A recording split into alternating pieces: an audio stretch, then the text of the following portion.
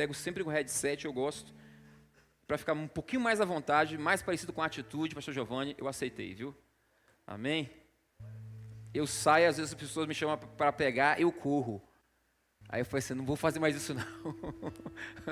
Eu vou pregar agora, não é verdade? Eu não é, irmão. Você tem uma mensagem no seu espírito, Deus colocou. Você está impedindo de liberar na vida de alguém, não é? De alguém ser abençoado. Então, não vou fazer mais isso. Vou receber o convite, eu vou compartilhar a palavra. Lucas 2, capítulo 40, versículo 40. O menino crescia e era fortalecido em espírito, cheio de sabedoria, e a graça de Deus estava sobre ele. Gostei de ouvir o pastor Giovanni falando sobre administração financeira, porque tem algumas questões que em muitas igrejas não é ensinado. E a gente tem uma mensagem de fé na igreja, uma mensagem de esperança, uma mensagem de cura. Mas às vezes você dizima, oferta, por exemplo, mas não tem administração. Como você vai ter, ou como o pai que entende de administração melhor que você e eu, vai enviar mais, se ele não vê esse quesito administração na sua vida? Como ele pode te dar?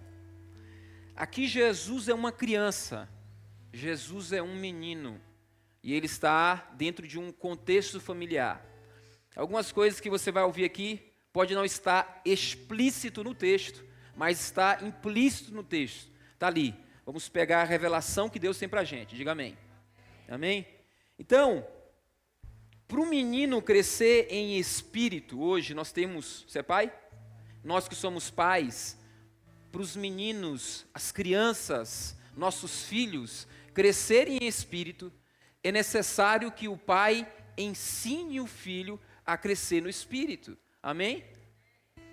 Teve uma pesquisa israelense que há 20 anos atrás, os pais passavam em média 2 horas todos os dias com seus filhos.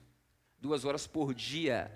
Nos dias de hoje, os pais passam em média 15 minutos.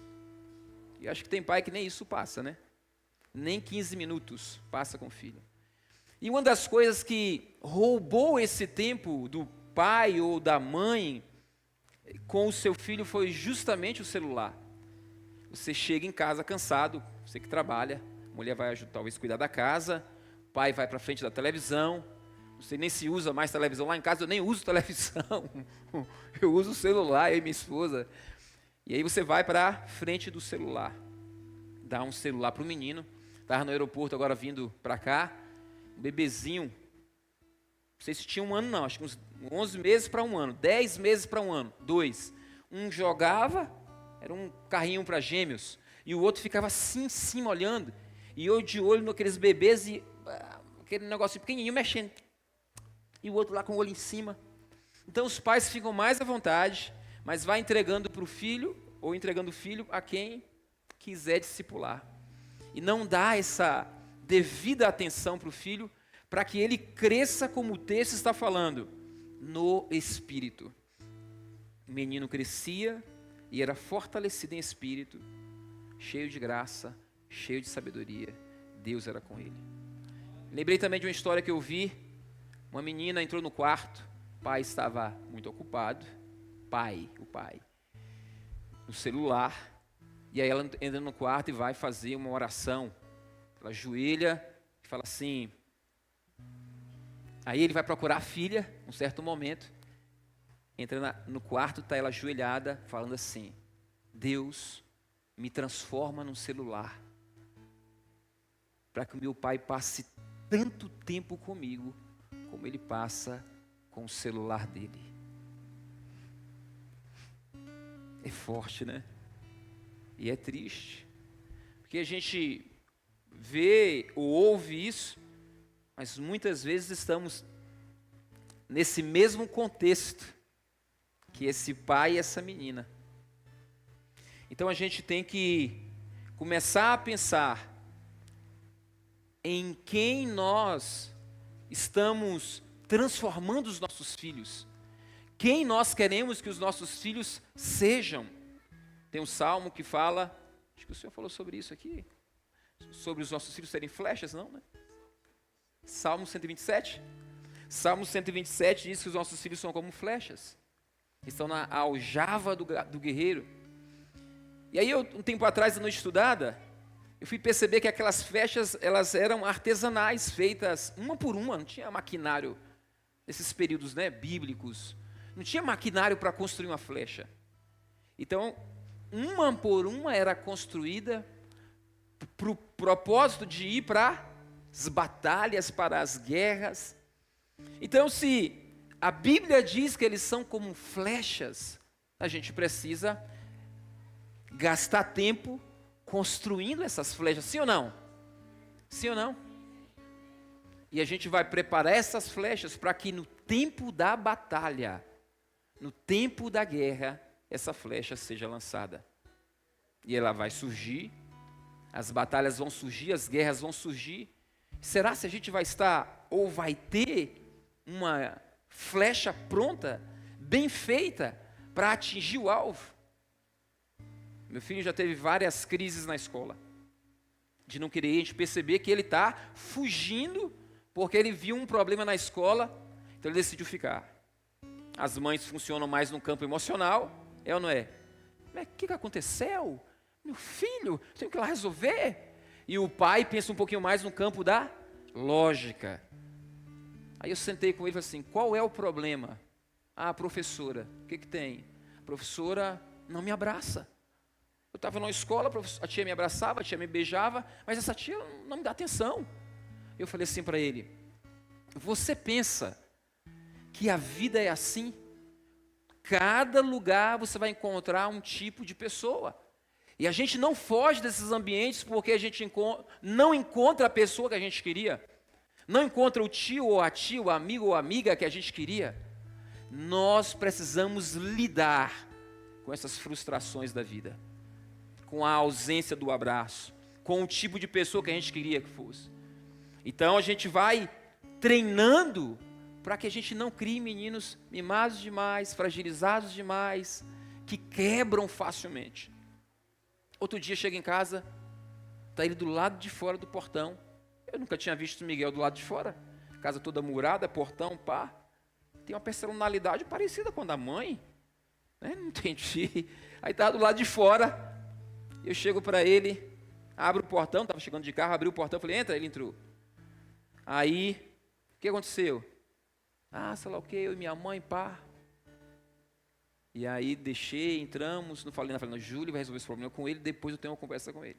Era meio-dia, nós almoçamos, fomos para a escola, voltamos, eu comecei a ter uma conversa com ele. Eu perguntei assim, você acha que, você quer casar? Ele falou assim, quero. Quer ter filhos? Ele falou, quero. Você acha que você não vai ter problemas na sua família? Você acha que você não vai ter problema com seus filhos, com a sua esposa? E você acha que a gente tem que fugir do problema quando ele surge? Porque o que você está fazendo aí é fugir. E a gente que é homem, principalmente a gente que é homem, o nosso papel é proteger a nossa família.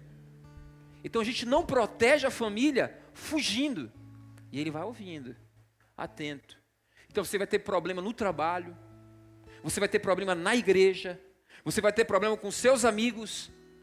E não é fugindo que você resolve, é enfrentando os problemas. Fala assim, os nossos filhos são flechas e nós precisamos treiná-los.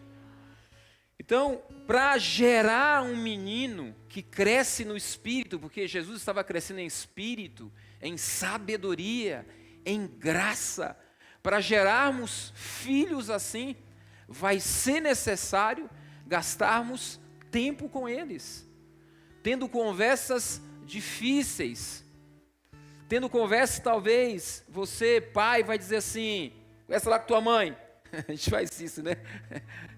Júlio passa a manhã inteira com eles, eu estou na igreja a manhã todinha, aí quando chego, depois do almoço, que as crianças correm para assim, procure teu pai, vai resolver lá com ele. Aí nós vamos sentar para ouvir qual é o problema. para dar uma atenção para os nossos filhos. Porque senão, irmãos, o mundo não está brincando, é uma guerra diária, é uma guerra constante, e se a gente não fizer isso com a nossa família, com os nossos filhos, infelizmente, o mundo pode ganhar, os amigos lá fora podem ganhar. E eu quero, assim, compartilhar com você algumas coisinhas importantes, dentro do contexto da família de Jesus, que nós julgamos ser a família perfeita. Eles tinham o perfeito ali dentro, não tinha? Jesus era ou não era o perfeito? Mas a família ali não era perfeita. Então no versículo 41, ora, todos os anos iam seus pais a Jerusalém à festa da Páscoa. Li um comentário que José e Maria iam sozinhos a essa festa. Segundo esse comentário, não era permitido crianças. Então eu não sei te dizer exatamente a veracidade desse comentário, mas o que eu quero falar para você nesse texto é isso aqui, ó. Presta atenção. Todos os anos, seus pais iam a Jerusalém à festa. Casal precisa aprender a ter tempo de qualidade. O casal precisa aprender a valorizar isso. Tem muita gente que fica anos sem sair junto. Muito casal que não sabe o que é uma lua de mel. Não sabe o que é um passeio junto. Não valoriza nem a pizzaria ali uma vez por mês, uma vez por quinzena, uma vez por semana. Não sabe o que é ter tempo de qualidade junto. Não sabe o que é um passeio de férias junto. Não sabe o que é uma lua de mel, só os dois, sem esse monte de boteco que você tem aí. Não sabe o que é isso. E você está desprezando um princípio, que é o princípio do descanso. E eu anotei aqui algumas pérolas. Por quê? Porque nesse livro eu tenho muitas pérolas, elas falam sobre tudo. Então, cada pérola fala sobre uma coisa. Então, por exemplo, pérola de número 26 na página 30. Ó, presta atenção. O que ela fala sobre descanso? Sem Deus você é um tolo, sem uma família é um solitário, e sem o descanso um roubo velho, que logo será lançado no sucateiro. Ninguém aguenta, gente. Rotina constante. É ou não é? Cansa ou não cansa rotina? A gente não foge dela, né? Tem gente que vive rotina sempre, não tem jeito. A rotina constrói muitas coisas boas, mas você precisa quebrar um pouco para o período do descanso. É igual a mulher cozinha todo dia. Aí o marido fala assim, ela fala assim, amor, compra uma marmitex. Não gosto de marmitex. Não gosto de comer fora. Eu gosto de comer a tua comida.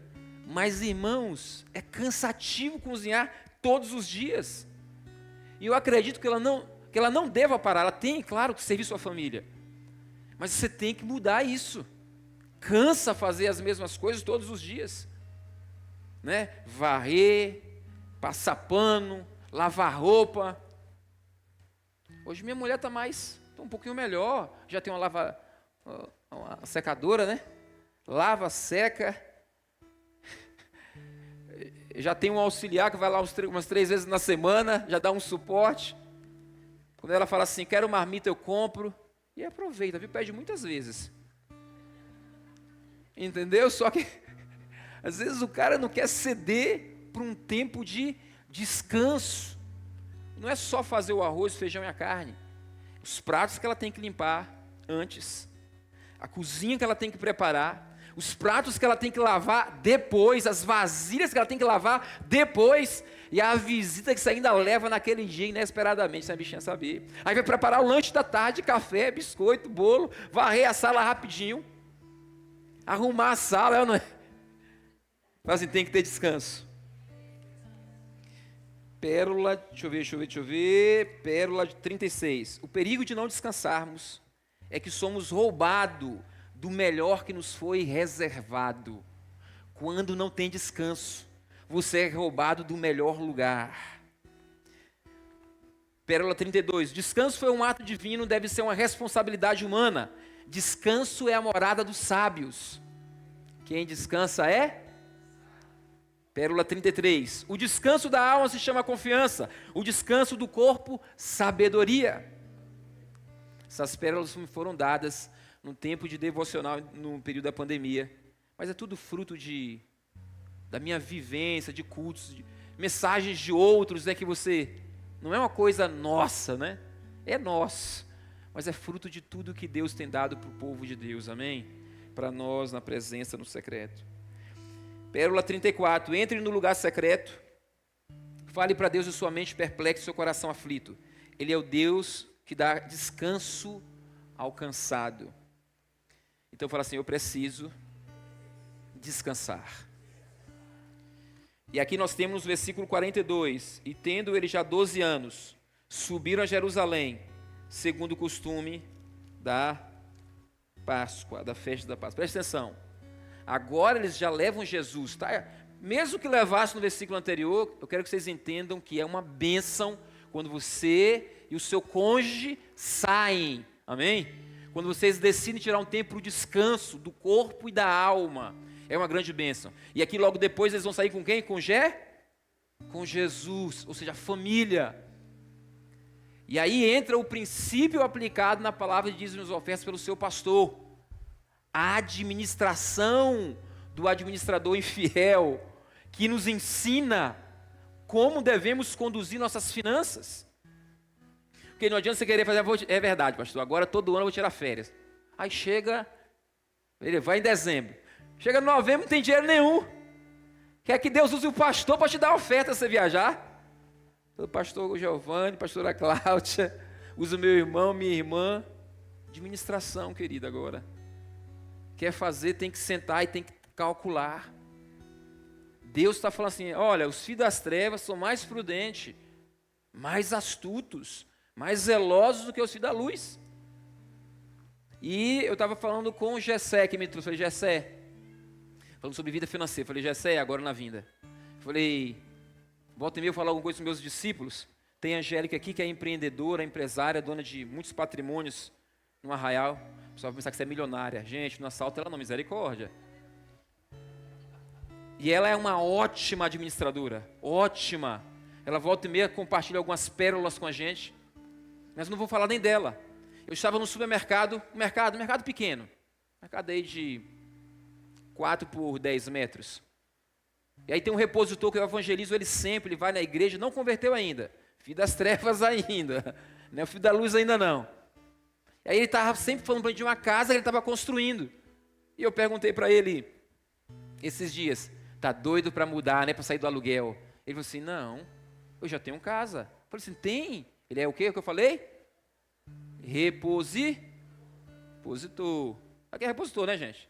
Falta um negócio na prateleira, ele repõe. Eu falei, já tem? Tenho. Eu falei, rapaz, que benção, 2 casas. Ele, não, 3. Eu falei, 3? Ele, eu tenho uma alugada, tenho uma que eu moro, estou construindo outra para alugar.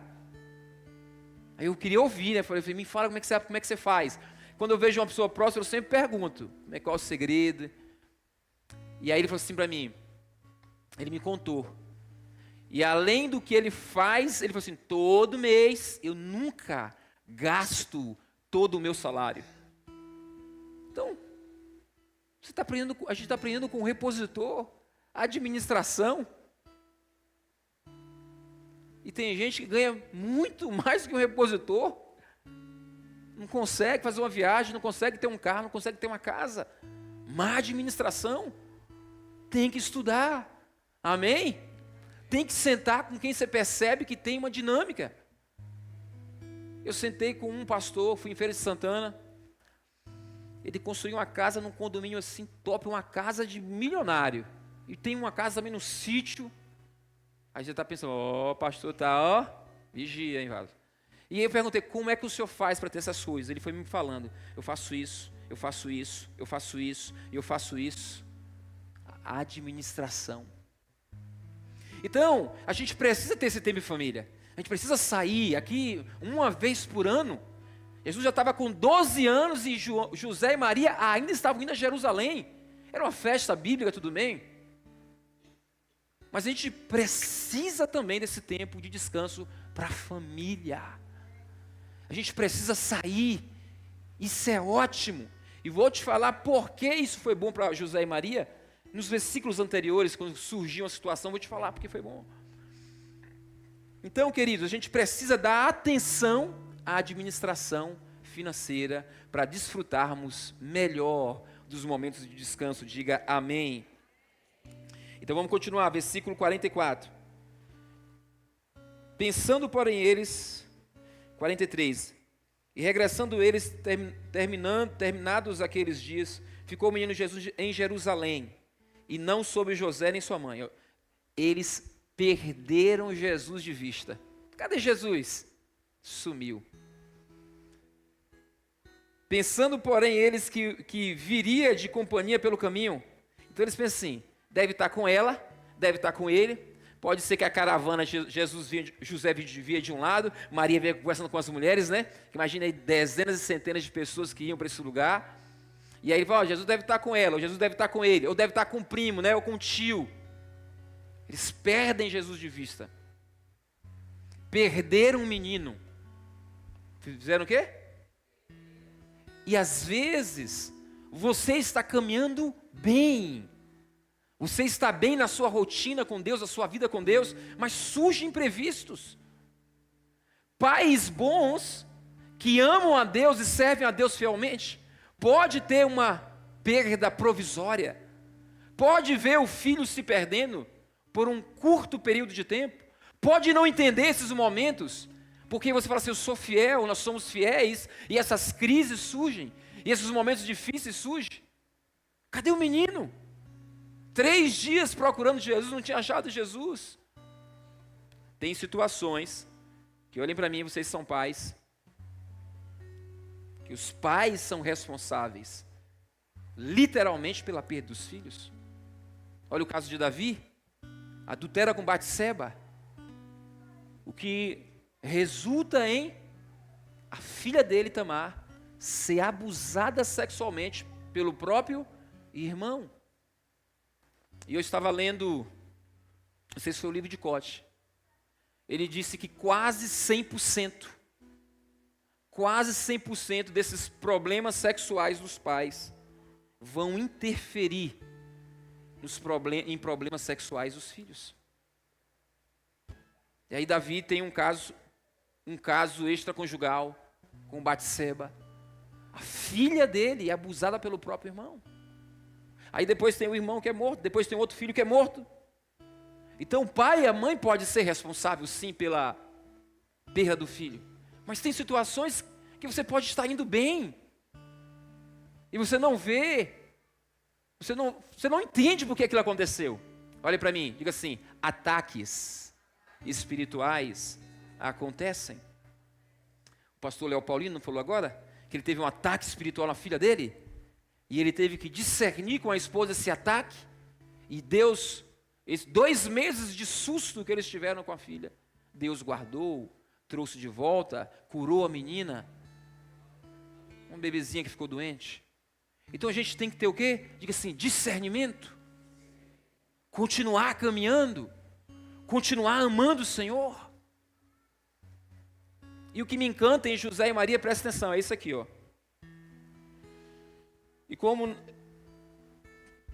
voltaram pelo caminho, um dia, e procuraram entre os parentes, entre os conhecidos, e como não encontraram, voltaram a Jerusalém em busca dele. Presta atenção. Quando acontece isso, crise nos filhos, às vezes o marido fala assim, culpa tua, mulher. Passou demais a mão na cabeça dele. A mulher fala, culpa tua, marido. Nunca tem tempo para ele. Culpa tua, mulher, que fez isso, isso e aquilo. Culpa tua, marido, que não vai na escola. Não vai ver o boletim, eu tenho que ir sozinha. Um vai culpando o outro. Só que José e Maria não fizeram isso. Resolve, me fala. Resolve, irmãos. Resolve. Culpar um ou outro resolve? Não resolve. O que resolve é fazer o que José e Maria fizeram. O que eles fizeram? Foram voltaram para Jerusalém e encontraram Jesus aonde? A solução sempre vai estar na casa do nosso Pai. Agora olha o discernimento. Meu discernimento. Eu entendo que essa união de José e Maria em buscar juntos na casa do Pai é fruto de alma descansada. Famílias que sabem o que é descansar, famílias que sabem o que é valorizar a família, que sabem o que é passear, que sabem o que é uma férias, que sabem o que é passar tempo junto. Não vai adiantar ficar brigando. O segredo é, juntem as forças e façamos como José e Maria, vamos ao templo. Vamos ao templo. Tudo o que acontece no mundo hoje parte do altar, parte do templo. A igreja é esse ajuntamento. A igreja é nos reunirmos no lugar. Eu sei que as pessoas falam, não, você é a igreja. Mas eu tenho uma apreciação por esse lugar. Para mim é importante estar reunido aqui. As curas, elas não acontecem com quem não tem essa comunhão, esse acesso à disciplina, à palavra, esse acesso aos sacerdotes.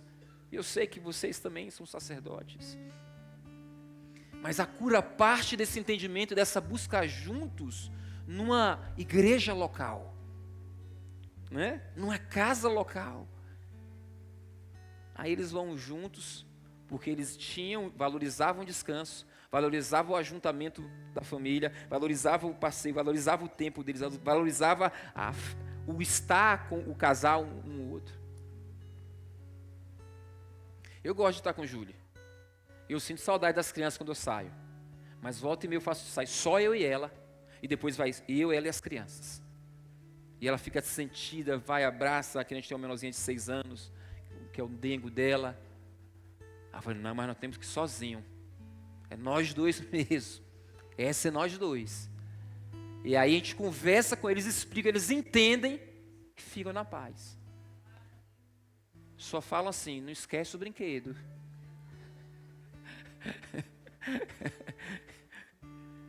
E aí na próxima a gente, vai com eles. Então, versículo 48. Versículo 46. Amém, irmãos? Podemos continuar? E aconteceu que, passando 3 dias, o acharam no templo, assentado no meio dos doutores, ouvindo-os e interrogando-os. Quantos dias depois eles encontraram Jesus? 3 meses, não, 3 dias. Mas em alguns casos, a busca pela cura que você quer na sua família pode levar 3 meses, 3 anos. O 3 aqui para mim, ele é um número profético, é claro, que fala da Páscoa, eles iam naquele período da Páscoa na festa. Mas o 3 aqui é o tempo da morte e da ressurreição. Uma família unida morre para suas vontades, né? Morre para os seus achismos, morre para a nossa justiça própria, morre para o nosso orgulho, né? E a gente vai lá, vamos buscar o Senhor juntos para encontrarmos a cura. 3 dias depois eles encontram Jesus no templo. E quando o viram, versículo 48, maravilhavam-se e disse-lhe a sua mãe, filho, por que você fez isso com a gente? Eis que teu pai e eu, ansiosos, te procurávamos. E ele lhe disse, por que é que vocês me procuram? Não sabiam que me convém estar na casa do meu? Fala assim, na casa do meu pai. Ele estava falando de um lugar físico ali. Estava nesse lugar. Tudo que nós precisamos está na casa do nosso Pai. A cura vai partir desse entendimento, irmãos. O milagre que você quer na sua família, no seu casamento, nos seus filhos, parte de um lugar como esse. Então, por exemplo, a gente aprende sobre muita coisa, mas não aprende às vezes sobre como criar filhos. E às vezes as palavras elas não são direcionadas a isso. Você vai precisar sentar um pouco com seus pastores, seus líderes, explicar, expor sua vida. Nos meus primeiros 2 anos de casado, eu falei, vou separar. E depois vocês têm que ouvir Júlia, porque Júlia é uma profeta. Tem uma mensagem forte de cura. E aí eu falei, vou separar, não aguento. Ela viveu muitas crises na família dela, com o padrasto abusador, com a mãe omissa, uma mãe também que não sabia resolver problemas, eram gritos e gritos dentro de casa. Minha estava na igreja, no meu grupo de teatro, casa comigo, e eu querendo ser feliz, começo a sofrer. Não, irmão, eu sou 2 anos sofrendo. Toda vez que falava assim, vamos conversar, ela gritava. Ela jogava em mim garrafa de café. E nós crente. Ela já me jogou ventilador. Mas eu não sei o que tinha nela. Não sei se era só Satanás ou outras coisas mais. Ela me jogava qualquer coisa. Qualquer coisa ela me jogava. E eu já tinha até estudado uns 4, 5 livros sobre casamento antes de casar. Não valeu de nada. Aqueles livros. Não sabia desarmar aquilo, pastor Giovanni. Não sabia como sentar e resolver aquilo. Porque eu era um pouco autoritário também, porque eu era líder de teatro. E eu estudei teatro no mundo. Estudar teatro no mundo é terrível, viu? O diretor só falta te bater. É assim mesmo, no mundo. Então assim, também não era fácil. Então eu era autoritário e ela era explosiva. Eu falei, como é que eu vou? Eu pensei, vou separar. E aí nós tivemos o entendimento. Se nós ficarmos tentando resolver esse problema só nós dois, nós vamos morrer. Vamos perder o casamento. E eu decidi procurar os nossos pastores e expor a nossa vida, nos expor. E a cura veio através disso. 1 ano depois, nós estávamos pastoreando no Arraial da Ajuda. Deus pega aquela ferida, trata, e leva você para ser um instrumento de cura na vida de outras pessoas. Mas depois continuou, mas não era na mesma proporção, não foi na mesma intensidade. E os pastores estavam sempre lá, acompanhando, dando palavra, colocar dedo na cara dela, mais na cara dela, né? E ela chorava, chorava, chorava. Mas se eu fugisse desse ambiente para ter a nossa cura, como a gente teria cura? Foi nesse ambiente, nesse lugar, expondo nossas podridões, nossas vergonhas, tirando as máscaras, como foi pregado hoje, foi que nos possibilitou ter a cura do nosso casamento. E está pastoreando uma igreja linda lá no Arraial. Então Jesus falou assim, me convém estar aqui, tratando dos negócios do meu Pai. Vai ser lindo demais você saber que seu filho não se perdeu, mas está na casa do Pai, envolvido com as coisas do Pai, e José e Maria estão na casa do Pai, envolvidos com o filho e com as coisas do Pai. É a coisa mais linda, irmãos. Saber que seus filhos estão crescendo nesse ambiente, aprendendo do Senhor, aprendendo do reino, aprendendo do céu, aprendendo como viver em família. Família resolvida. Porque Jesus, com 12 anos, ele deu uma palavra assim, firme. Mas não foi uma palavra ofensiva. E se Maria fosse uma mulher emotiva, né? Ela falou, filho, 3 dias, te procurando, você fala assim comigo. Você pode pensar que ele estava sendo rebelde. Não, ele foi firme. Foi o quê? Firme. Ensine os seus filhos a serem firmes, machos, sem serem desonrosos, desrespeitosos. Depois de grande, com 30 anos, 30 anos, já lá em Caná, Maria de novo. Acabou o vinho. Mulher, o que tem eu contigo? Maria resolvida, mulher emocionalmente resolvida, chega para os servos, pode ir lá, faz o que ele está mandando. Jesus nem falou nada, nem falou que ia fazer um milagre nem nada, já vão lá os servos, pode falar. Jesus fala, deve pensar, Maria, vai lá, enche esse negócio de água aqui e vamos fazer esse milagre para dar vinho para todo mundo. Então, uma mãe emocionalmente resolvida, um filho com um caráter impecável. Sabe falar sem ofender. Cria esse menino para ser mimado, não. Mamãe, papai. Ensina ele a ser macho. Receber uma palavra firme, ouvir, enfrentar.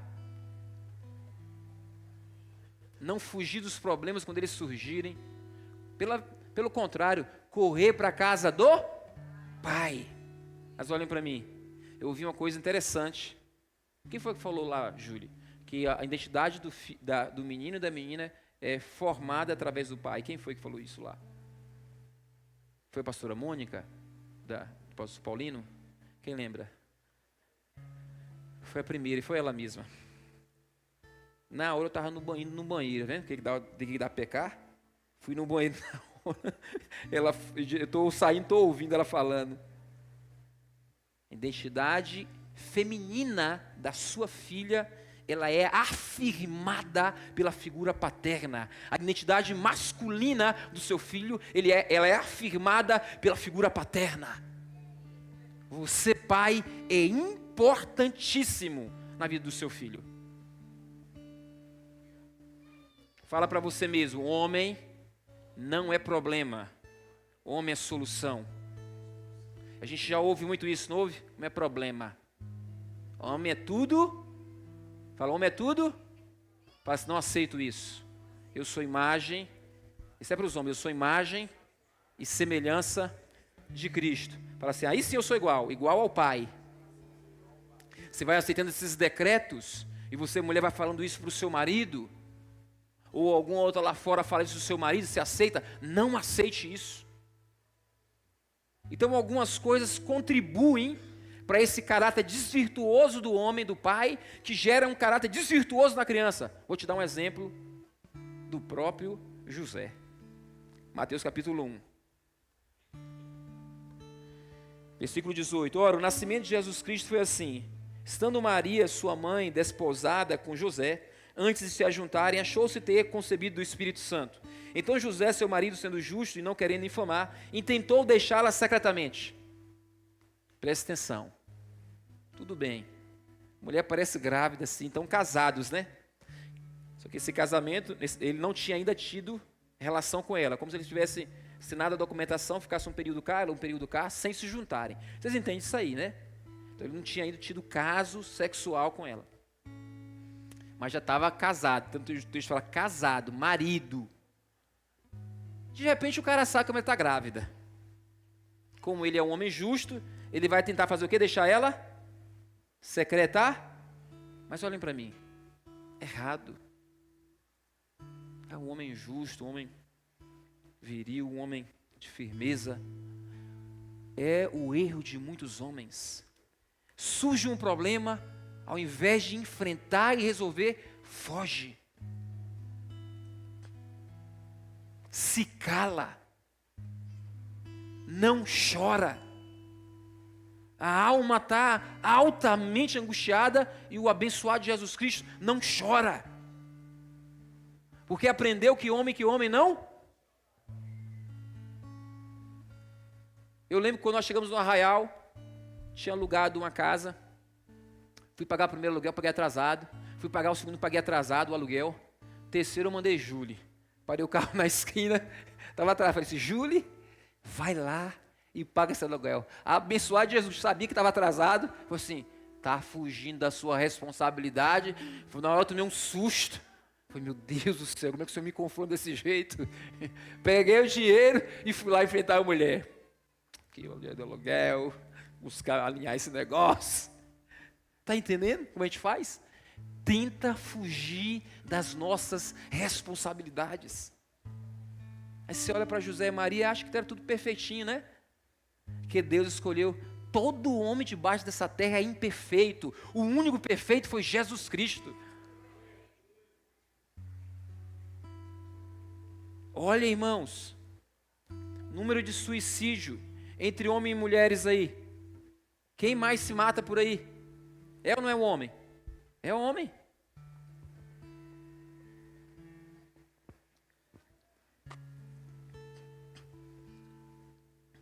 Quem mais está preso? O homem. 90% quase é homem que estão presos. Andarilhos.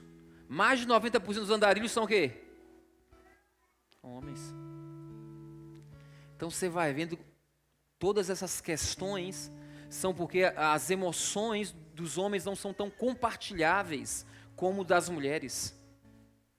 não se abrem como deviam.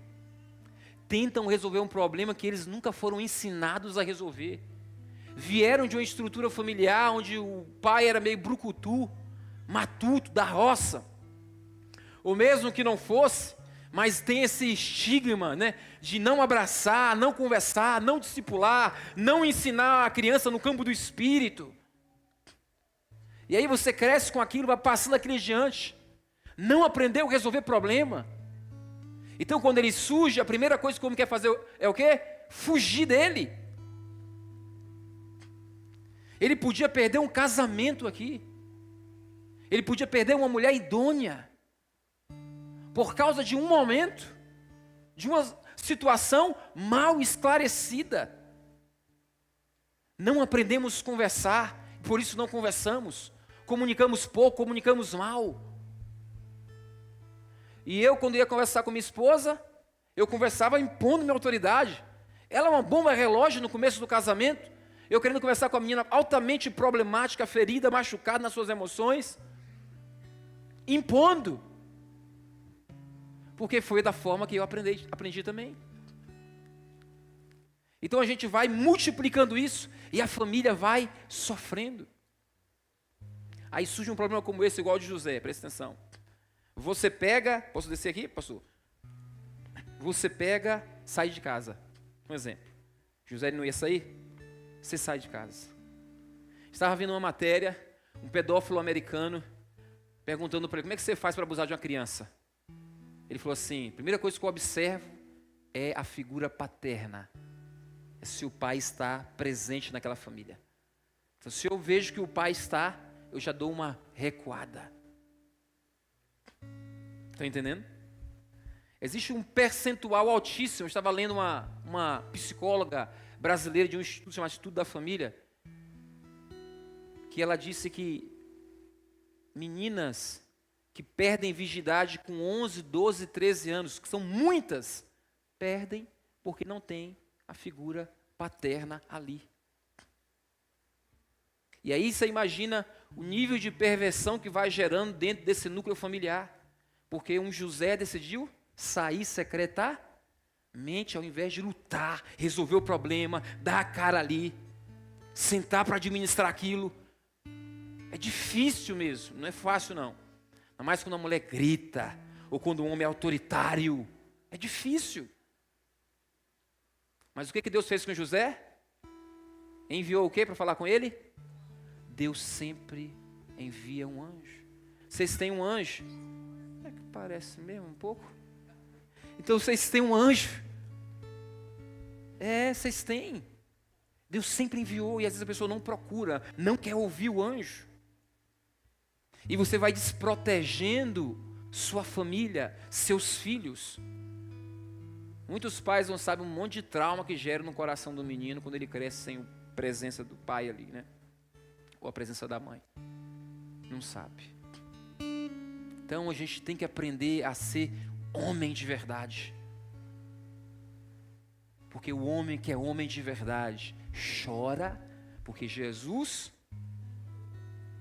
chora. O homem que é homem de verdade senta e enfrenta os problemas da família de frente. É ou não é? Senta ali, vamos resolver. Tá difícil, tá?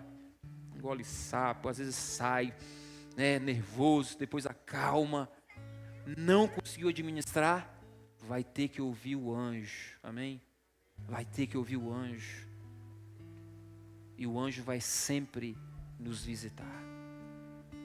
Sempre vai ter um anjo e um Satanás. O Satanás é aquele colega de trabalho. Hoje, mas às vezes é mesmo. Aquele amigo da rua, é qualquer pessoa que você decide ouvir, que não seja um mensageiro do reino dos céus, com a palavra revelada para o seu coração.